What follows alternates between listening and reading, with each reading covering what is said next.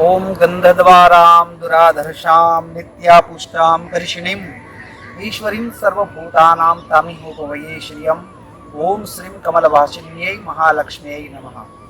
सभी साधकों को बहुत बहुत शुभ अभिवादन और शुभाशीष।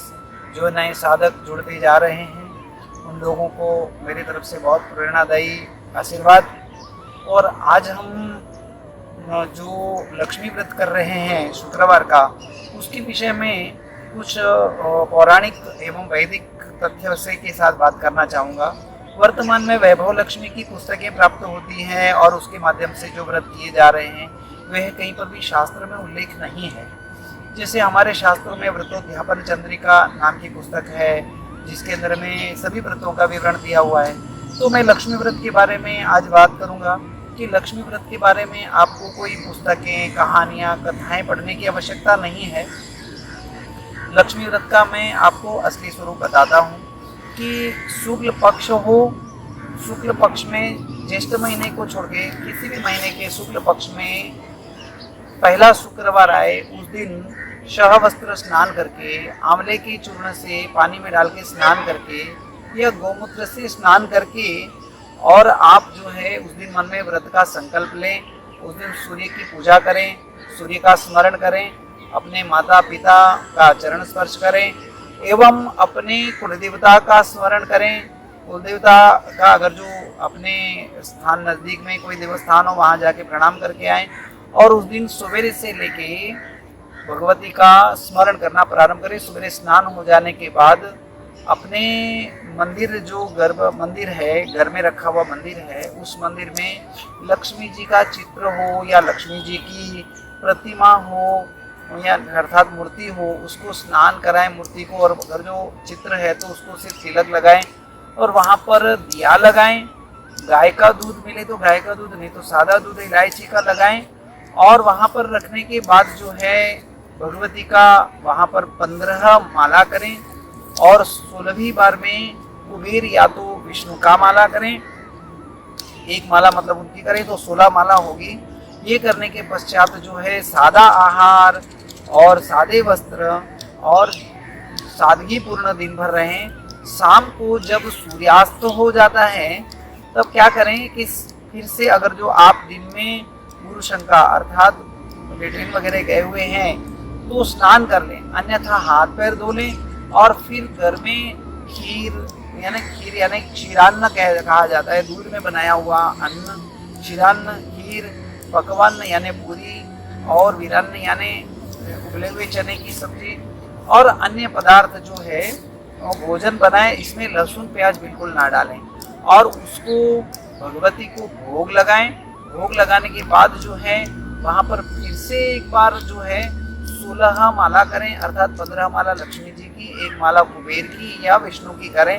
और उसके पश्चात जो है वह भगवती की आरती करें। आरती करने के बाद जो है आप स्वयं एक जगह पे बैठकर पत्तल के अंदर में, केले के पत्ते पे या कांसे की थाली में या सादे थाली में भोजन करें। एल्यूमिनियम के बर्तन उपयोग ना करें। और उस समय भोजन करने के बाद जो है अपना नियमित हो जाए। दूसरे दिन सूर्योदय तक अन्य चीज ना खाएं। शुक्रवार का अर्थ जो होता है सूर्योदय से लेके दूसरे दिन सूर्योदय तक। ऐसे आप अनव्रत जो है 16 व्रत रखें या 1 वर्ष रखें या 5 वर्ष रखें या 16 वर्ष रखें। लेकिन आपने पूर्व संकल्प करना है कि 16 व्रत रखने के बाद उद्यापन करना है या 1 वर्ष रखने के बाद उद्यापन करना है या 16वें वर्ष में उद्यापन करना है। तो जिस दिन उद्यापन करना हो उस दिन जो है सुहागन स्त्रियों को, यहाँ कुंवारी कन्याओं का भोजन नहीं कराया जाता है। कुंवारी कन्याएं दुर्गा जी के व्रत में रखी जाती हैं। बहुत से लोग देखते हैं कि लक्ष्मी व्रत में भी कुंवारी कन्याएं बुलाई जाती, नहीं। लक्ष्मी जी सुहागन हैं तो सुहागन स्त्रियों को बुलाना जो अच्छे स्वभाव की हों और अच्छे वर्ग चरित्र की हों और जिनके घर में थोड़ा सा धर्म पालन होता है, चाहे 1 हो, 5 हो या 16 स्त्रियों तक आप भोजन करा सकते हो। और उसके अंदर में जो ब्राह्मण के घर में स्वधर्माचरण हो रहा हो उस ब्राह्मण की स्त्रियों को भी बुलाएं तो ज़्यादा उचित है।